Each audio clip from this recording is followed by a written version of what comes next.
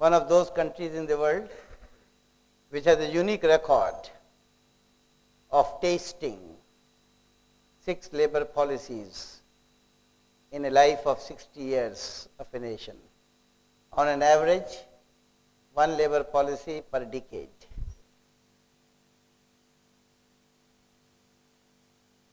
Most of you are fully aware of these labor policies, but I think I will touch upon it very, very quickly. What were these 6 labor policies and the challenges that they have presented?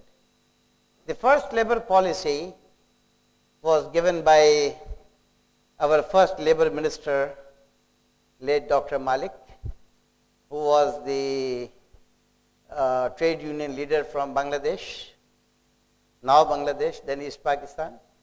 And he came up with the first labor policy in the year 1955. From 1947 to 1955, Pakistan had no labor policy. And for very obvious reasons. It was a new state. It had no industry. 2% of the industries of the total subcontinent came to the share of what then was Pakistan, comprising of 2 provinces of East and West Pakistan, only 2%. And hardly there being any industry, there was hardly any industrial or labor policy. It was for the first time that the first labor minister, Dr. Malik, came out with a labor policy. And what was this labor policy? A paternalistic labor policy. A labor policy which preached and insisted that industrialists should treat their workers as their children. They should look after their welfare.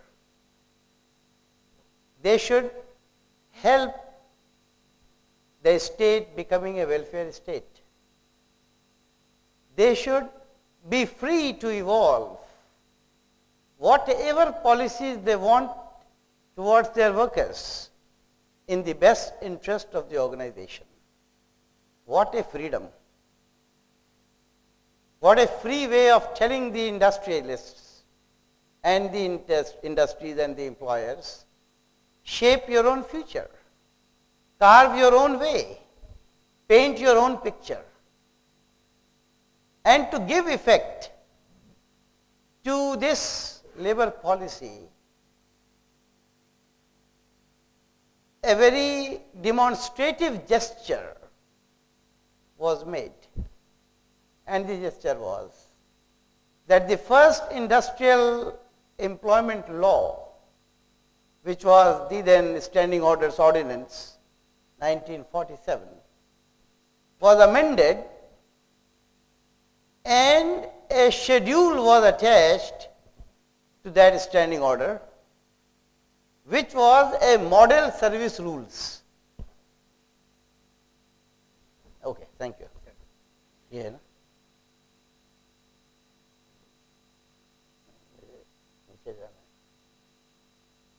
Okay, thank you. Sorry. It was a model service rules which was attached to that book of Standing Order Ordinance, and it was suggested that if employers feel they want to have their own service conditions, do that. Here is a suggestion. A model service rule is being suggested. If you think appropriate, adopt it. Or make any modification that you like.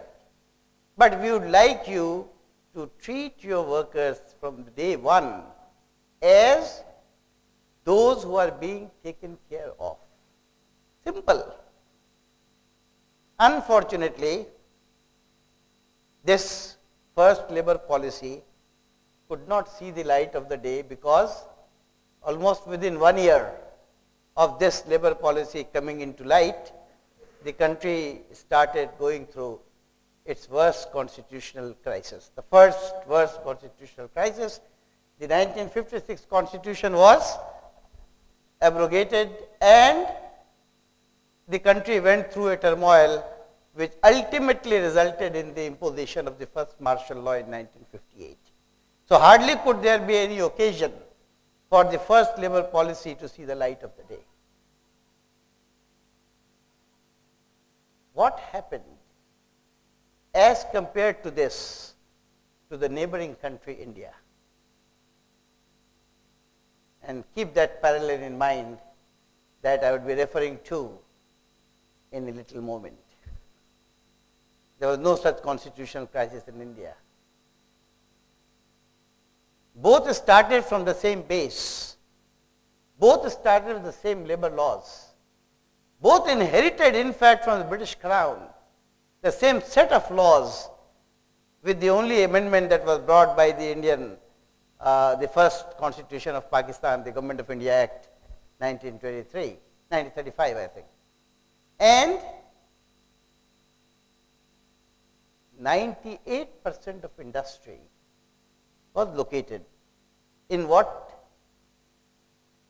became India. Most of the industries were located there, the Tatas and the Birlas. And what did they do? They also adopted the same standing orders. They also adopted the same approach. Much water has flown across the Ganges ever since then. What has happened, I will be discussing in a bit of focus, but at this point of time, I am only leaving one thought in your mind. That standing order still prevails in India. That standing order still applies in India with the same spirit as it was applied in Pakistan.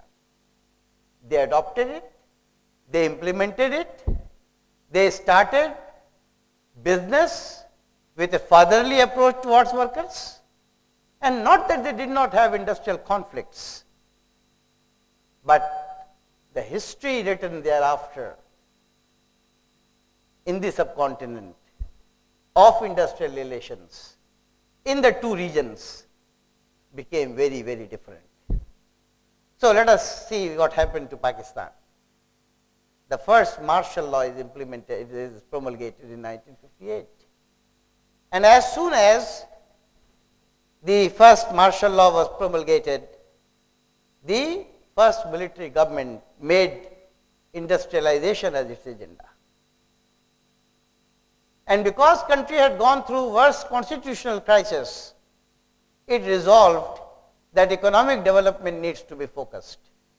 And therefore, through the labor policy, the second labor policy announced in October 1959 by the then martial law administrator responsible for labor, Lieutenant General Wajid Ali Barki, the second labor policy was announced, which came to be known in history as legalistic labor policy,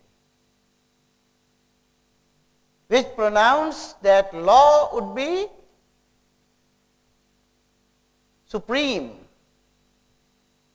in managing the affairs of industry. Both the employers and the workers will be subject to the rule of law. That there will be no strike in this country. Strike was banned. Lockout was banned.